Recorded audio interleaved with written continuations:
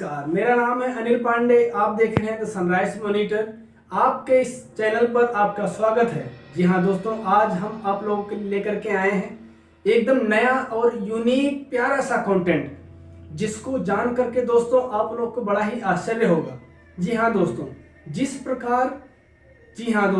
प्रकार 84 लाख योनियां हैं इस ब्रह्मांड में, जिस प्रकार 84 लाख योनियां हैं, ठीक उसी प्रकार 84 लाख नरक भी हैं, जिन्हें जीव अपने कर्म फल के रूप में भोगता है। जी हाँ दोस्तों, जैसे वो अपने कर्म करता है, जैसे इंसान अपने कर्म करेगा, ठीक उसी के कर्मा फल अनुसार उसको दंड भी मिलेगा। जो इंसान अपने पूरे जीवन काल में कुछ अच्छे काम कर रखे होंगे तो उसको उसी के हिसाब से ही दंड मिलेगा। लेकिन अगर बहुत ही बुरे कार्य कर रखे हैं, जी हाँ दोस्तों, अगर किसी ने अपने जीवन काल में बहुत ही बुरे कार्य कर रखे हैं तो उसको ठीक उसी के अनुसार उसको दंड भी भोगना होगा। गरुड़ पुराण में लिखा हुआ है दोस्तों कि इंसान के जैसे कर्म होंगे ठीक उसी प्रकार से उसके कर्मा फल अनुसार उसको दंड भी मिलेगा। गरुड़ पुराण, जी हाँ दोस्तों, गरुड़ पुराण में इसी स्वर्ग नरक वाली व्यवस्था को चुन करके उसका विस्तार से वर्णन किया है। जी हाँ दोस्तों, गरुड़ पुराण में यही सब लिखा हुआ है कि स्वर्ग नरक वाली व्यवस्था को चुन करके उसका ठीक से विस्तार से वर्णन किया गया है। जी हाँ दोस्तों, धार्मिक मान्यता अनुसार नरक वो स्थान है जहाँ पापियों को आत्मदंड भोगने के लिए भेजा जाता है। जी हाँ दोस्तों, जैसा इंसान अपने जीवन काल में कर्म करता है ठीक उसी के अनुसार उसको नरक में भेजा जाता है। उसके कर्माफल अनुसार उसको नरक में दंड दिए जाते हैं। दंड के बाद, जी हाँ दोस्तों, उस आत्मा को दंड के बाद कर्मानुसार उनका दूसरी योनि में जन्म होता है। कहते हैं कि स्वर्ग धरती के ऊपर है। जी हाँ दोस्तों, कहते हैं कि स्वर्ग धरती के ऊपर है तो नरक धरती के नीचे यानी पाताल भूमि में है। इसे अधोलोक भी कहते हैं। अधोलोक यानी नीचे का लोक। ऊर्ध्वलोक का अर्थ होता है ऊपर का लोक अर्थात स्वर्ग। दोस्तों, मध्य लोक में हमारा ब्रह्मांड स्थित है। सामान्यतः ऊर्ध्वगति, स्थिर गति और अधोगति होती है, जो कि अगति और गति के अंतर्गत आती है।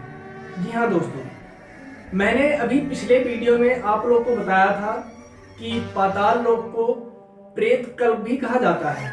जी हाँ दोस्तों, हमने पिछले वीडियो में आप लोग को ठीक से बताया था कि पाताल लोक को प्रेत कल्प भी कहा गया है, कि नरक में जाने के पश्चात प्राणी प्रेत बनकर अपने परिजनों और संबंधियों को अनेक कष्टों से प्रताड़ित करता रहता है। जी हाँ दोस्तों, आप लोगों ने भी गांव में देखा होगा, अपने आस पड़ोस की गांव में देखा होगा, लोगों से सुना होगा कि कोई इंसान जब इस धरती से चला जाता है तब उसकी आत्मा भूत प्रेत बन करके, जी हाँ दोस्तों, भूत प्रेत हर एक इंसान की आत्मा नहीं बनती है। जो जैसे कर्म कर रखे होते हैं उसी के अनुसार उसके साथ उसको दंड भी दिए जाते हैं। अगर किसी इंसान ने अपने जीवन काल में अच्छे कर्म कर रखे हैं तो वो भूत नहीं बनता है। जी हाँ दोस्तों, अगर किसी ने अपने पूरे जीवन काल में अच्छे कर्म कर रखे हैं तो भूत योनि में नहीं जाता है।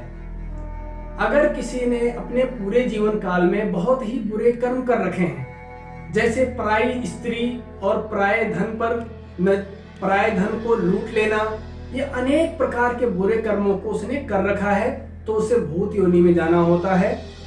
उसके बाद भूत योनि में जाने के बाद वो नीचे फिर से अपने परिवारजनों के पास आता है और उन लोगों को अनेक कष्टों से प्रताड़ित करता है।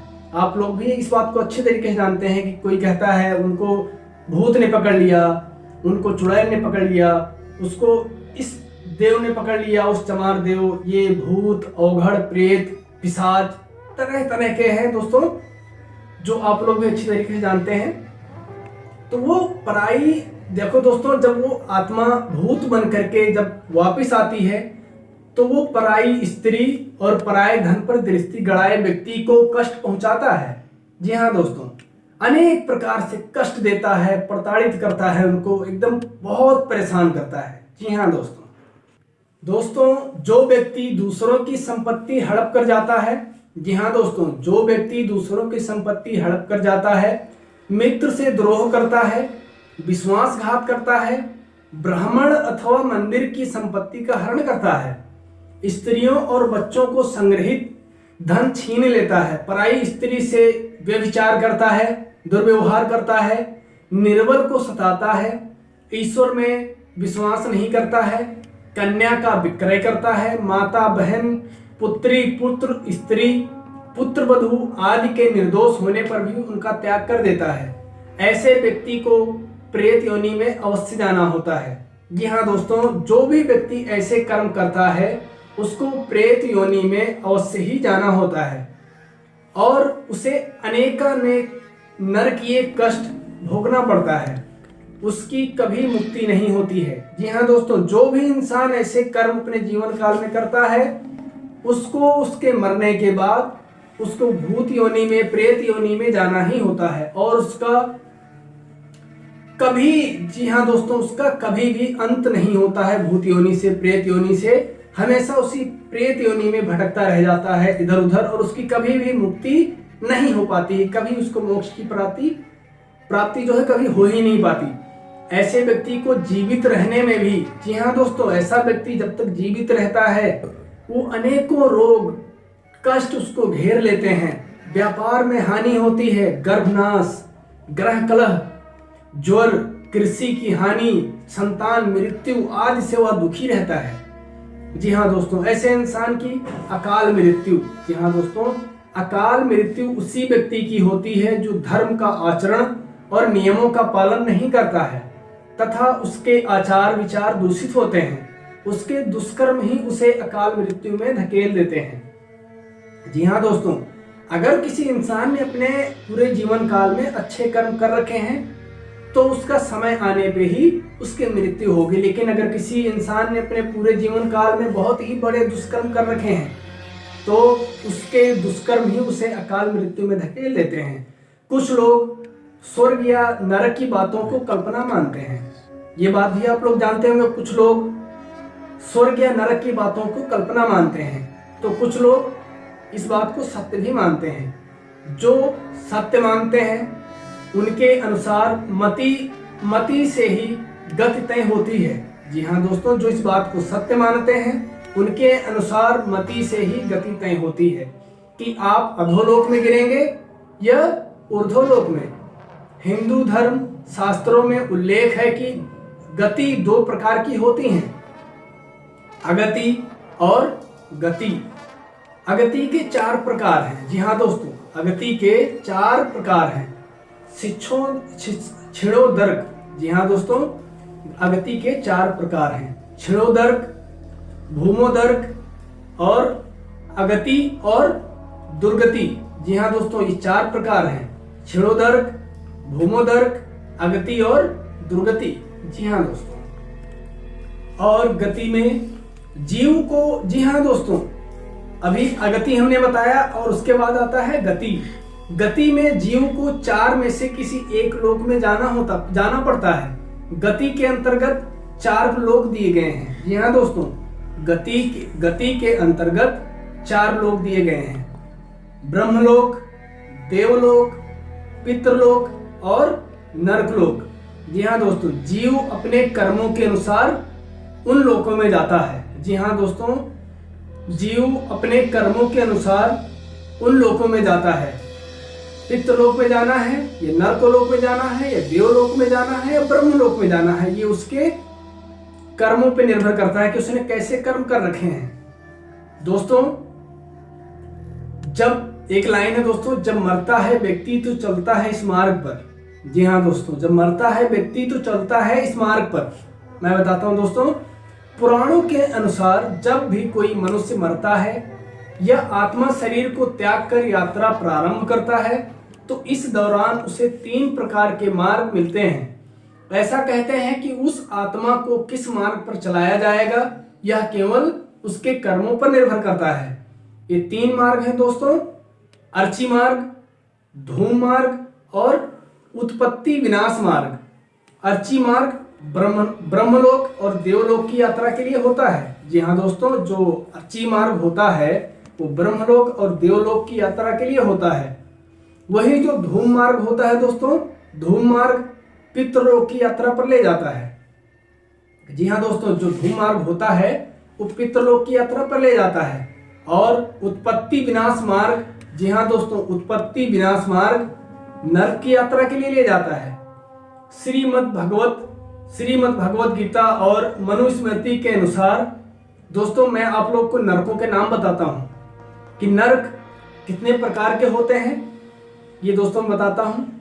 तामिस्त्र, जी हाँ दोस्तों, तामिस्त्र, अंधशिस्त्र और रवर, महारवर, कुंभीपाक, कालसूत्र, आसिपवन, सपूर्मुख, अंधकूप, निभोजन, संदेश और तप्त शर्मी और वंजरक कंटस शामली, बैतरणी, पुयोद, प्राणारोध, विषण, लाल भक्ष, सारमुयदन, अवीची और अयपान। इसके अलावा क्षरकर्दम, रक्षो गणभोजन, शूलपोत्र, दंड सूसक और अविनिरोधक, पार्यवर्तन, सूचिमुख, ये 7, जी हाँ दोस्तों, और ये 7 22 से 28 मिलाकर कुल 28 तरह के नरक माने गए हैं,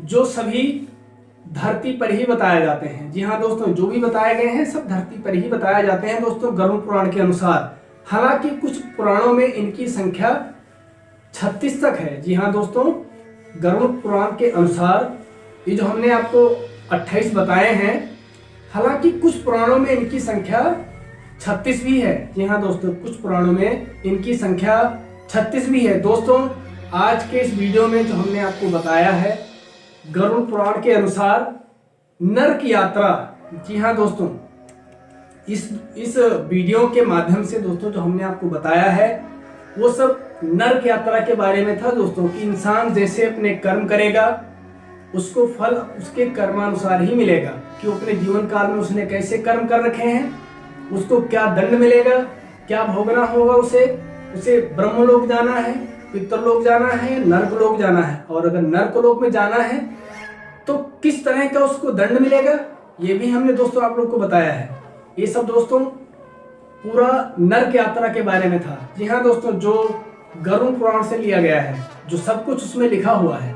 जी हाँ दोस्तों, और अगला वीडियो हम आप लोग के लिए बहुत ही जल्द लेकर के आने वाले हैं। आज की वीडियो में दोस्तों इतना ही। आप लोग सपोर्ट करते रहिए, हम आप लोग के लिए मेहनत करते रहेंगे। बस आप लोगों से यही अनुरोध है कि आप लोग वीडियो को लाइक, चैनल को सब्सक्राइब और शेयर जरूर करें। आज के लिए धन्यवाद।